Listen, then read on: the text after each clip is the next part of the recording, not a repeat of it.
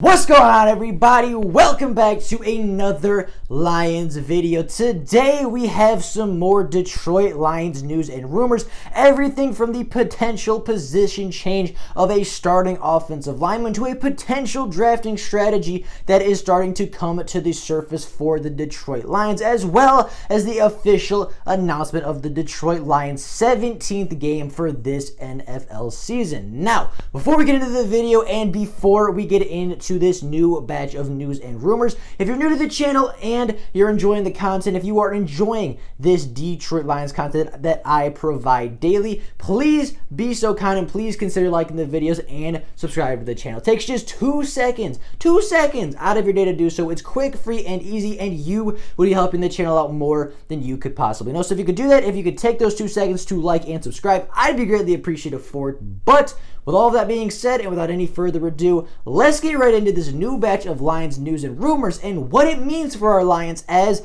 they move through the offseason and towards the NFL draft.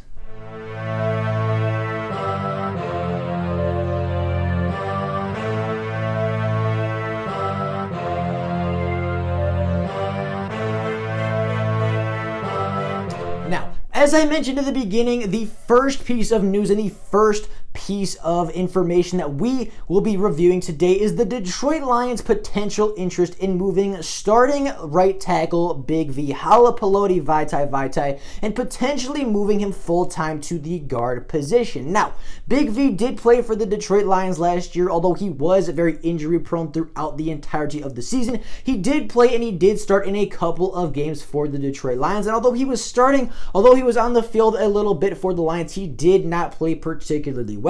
In the 450 snaps that he did end up playing for the Detroit Lions, he committed only 1 penalty, which isn't horrible, which is not incredibly bad for a player. Only 1 penalty in 450 snaps is not bad. However, he did allow 6 sacks in just 450 snaps, which is very, very poor by the player that we paid $50 million to come here and be our starting right tackle. Now, Big V did play a little bit of guard in the 2020 season, so this is not a new role for him. This would not be something that he has never done before. I believe he did it at TCU. I believe he did it on Philadelphia, and I know for a fact he did it last year for the Detroit Lions. And although he was not great at the guard position, although he did not play great last season at any position for the Lions, I thought he played significantly better at guard than he played at the tackle position. Now, this makes a little bit of sense if you look at Big V, if you look at his play style, if you look at the way he plays the game and where a lot of his strengths are. His strength as a player is being big. His strength as a player is having some power, is being able to move people off the ball, is being a good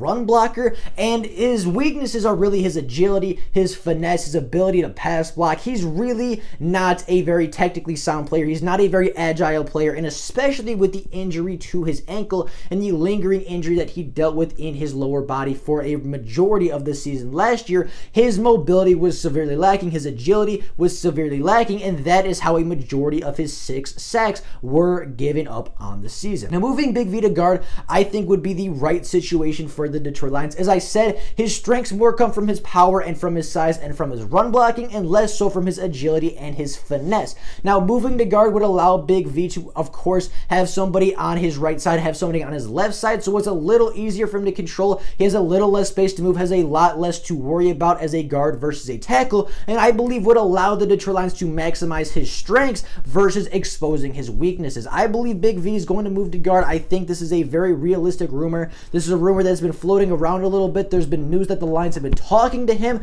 about potentially moving full-time to the guard position, and I feel like it's the right move for the Lions, and I think it's the right move for Big V. That's where Big V is going to start. That's where he's going to be his best. That's where he's going to help the Lions the most, and that is where he's going to truly earn his money. And although I still think no matter what Big V does that we overpaid for him, especially if he does move into guard, I still think he can be a productive player. I still think he can be a starting member of this Lions offensive line. And as I said, moving him to that guard position, moving him over to the right guard instead of the right tackle would help solidify that 4th spot on the offensive line with Decker at left tackle, Jackson at left guard, Frank Ragnow at center, Big V at right tackle, leaving that right tackle position for a potential free agent, a potential Tyrell Crosby return, or more likely, and the most likely option, a draft selection at 7 for a guy like Rashawn Slater or Penei Sewell. Now, speaking of the draft class and speaking of those tackle prospects, there has been a lot of news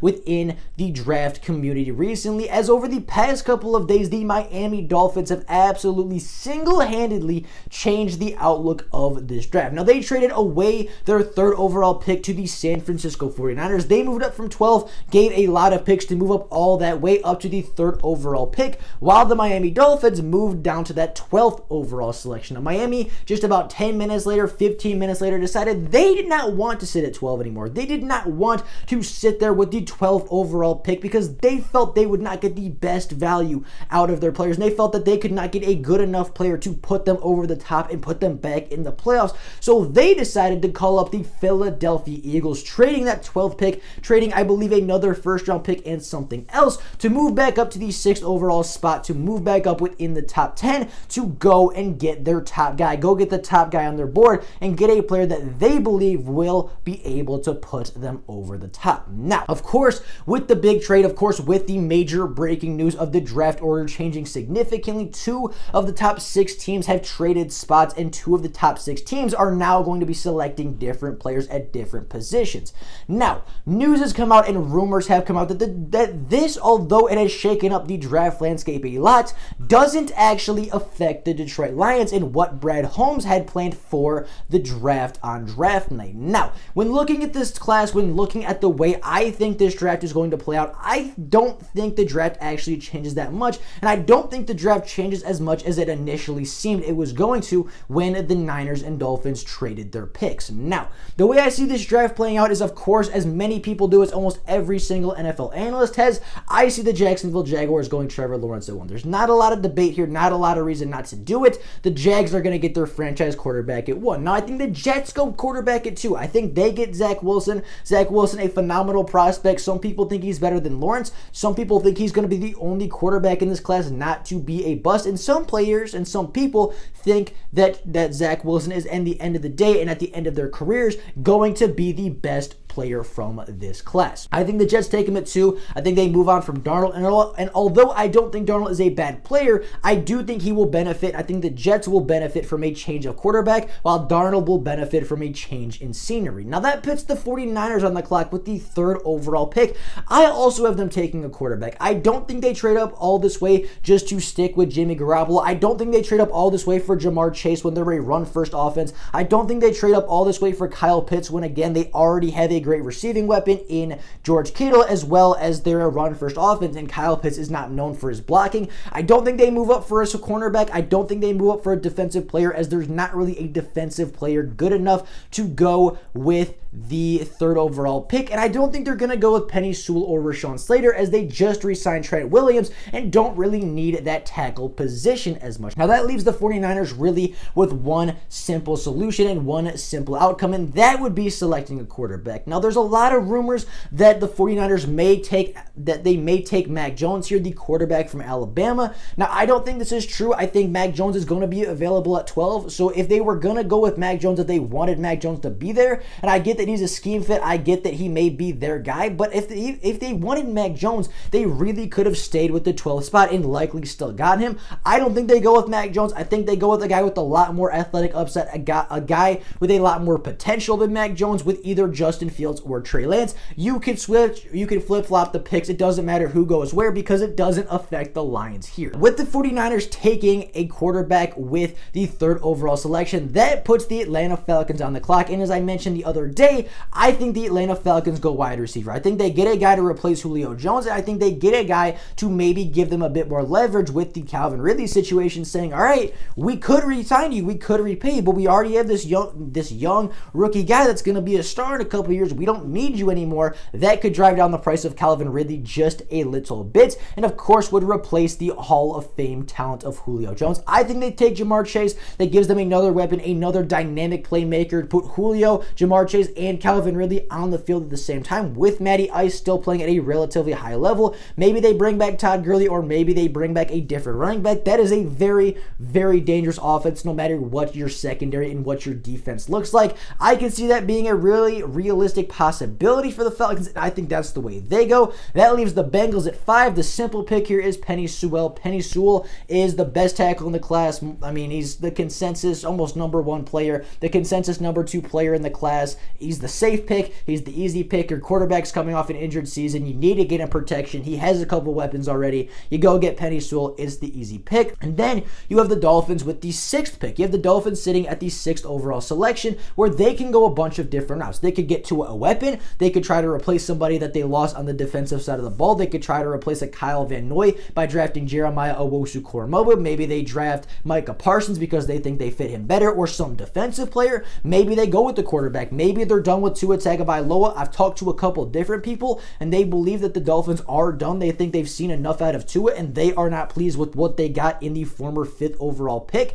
And then you look at some other guys, and you look at the rest of the team, and many people believe the Dolphins move back up to get a big-time weapon, to get a Jalen Waddle, or to get a Devontae Smith. Now, this doesn't really matter. Regardless of where they go, regardless of where the Dolphins go, I don't really see them going tackle here, as their offensive line was not very good a season ago, but I really don't see a offensive tackle being at the top of their board. I think they were a 10-6 team a year ago. Tua did not play particularly well. They could go get another quarterback. They could go get another weapon for Tua if they still see some potential in him, as Tua did not have a lot of very good wide receivers or a lot of very good weapons to throw to a season ago. Or, as I said, they had a very good defense, and they could be looking to replace one of the key pieces they lost in the offseason. Regardless, I don't think they take a tackle, and I don't think they take an offensive lineman with this selection, leaving the Lions at 7 to take the best player, in my opinion, the best player on the board in Northwestern tackle Rashawn Slater. Now, Rashawn Slater, I've done a whole video on him. If you want, you can go check that video out. However, Rashawn Slater seems like the right pick here. Rashawn Slater seems like the pick they've been going for. It seems like the right pick, seems like the obvious pick for the Detroit Lions. And of course, if you are paying attention before this trade, Rashawn Slater was seemingly the pick as well for our Detroit Lions. Now, this would make a lot of sense for the Lions, right? If Brad Holmes is saying that their draft strategy hasn't changed, that could be because there's still nobody in the first 6 picks that's going to be picking Rashawn Slater. There's still nobody in that top 6 picks. No Jacksonville, the Jets, the Niners, the Falcons, the Bengals, and the Dolphins are not going to take the top 2 tackles. Now, whatever combination of those teams are not going to take both Sewell and Slater off the board, leaving the Lions with either Penei Sewell or Rashawn Slater. Now, this would also make sense with the fact that the Lions are moving Big V to guard. Big V was supposed to be the right tackle a season ago. If they move him to right guard, that would leave that right tackle position open very, very easily, and very realistically and very obviously leaving that position open for Rashawn Slater to get picked at 7, slide right in, and complete that offensive line's 5 strong across the board, 5 really solid starters, 5 really, really good players to protect Jared Goff in his first season, to be a really good building point for the Lions offense, as well as being phenomenal blockers for DeAndre Swift, Kerryon Johnson, and Jamal Williams, as I do see the Lions being a run-first team. Now, with that being the case, that is how I see the Lions draft playing out as of right now, and that is kind of my sneak peek. That is kind of where I see the draft going, and of course, and especially with the Lions and with Brad Holmes coming out and saying, my draft plans, my draft strategy has not changed, that only solidifies my thinking that Rashawn Slater is going to be the guy at 7. That's kind of where I see that going, and that's kind of where I take away and what I take away from Brad Holmes' comments about the draft so far. And then, of course, we get to the 17th game. Now, it was announced a year ago that the Lions and the entire NFL were going to play 18 weeks of football this season, everybody getting 1 bye week and playing in 17 NFL contests. Now, the other day, the 17th game for every single NFL team was officially announced, as it will be on the screen right now. And as you can see, the Detroit Lions ended up matching up and drawing the Denver Broncos to play in week 17. Now, the Detroit Lions will travel to Denver to play this matchup. They will be in Denver. They will be at the Mile High Stadium to play in this game. game, and they will be the away team for the 17th game of the NFL season. Now, I don't know if next year that means the Lions will be the home team for the 17th game. I'm not sure how all that works. I'm not sure exactly what's going on there. However, the Lions will be the away team this season. Now, I think this is a winnable game for the Lions. I think this is a game the Lions should go out and they should get a victory. The Broncos, very similarly to the Lions, finished 5-11 this season. The Broncos finished with the 9th overall pick and will be selecting just 2 picks behind the Lions, even though they held the same record. Now, I think this is a very winnable game for the Detroit Lions, and it should be a very fun game for the Lions to end their season on. And who knows, if the Lions have a good enough season, this game could be the game to put them over the top and could be the game to give them a winning record, give them a 500 record, or maybe, just maybe, put them in the playoffs. Now, with all that being said and with all of that out of the way, that is all I got for you guys today. Those are the new news and rumors. Those are the news and rumors that have come out recently about our Lions. If, as I said in the beginning, if you're new to the channel and you enjoyed the content, if you enjoyed this video, please consider liking the videos and subscribing to the channel. It takes just 2 seconds out of your day, and it's quick, free, and easy. There's no downside to it, so why wouldn't you do it? But with all that being said, that's all I got for you guys today. Thank you all so very much for watching the video. If there's more Lions news, if there's more Lions rumors to come out, of course I will make a video letting every single person know. But until then, that's all I got for you guys right now. Thank you all so very much for watching, and until next time, and as always, go Lions!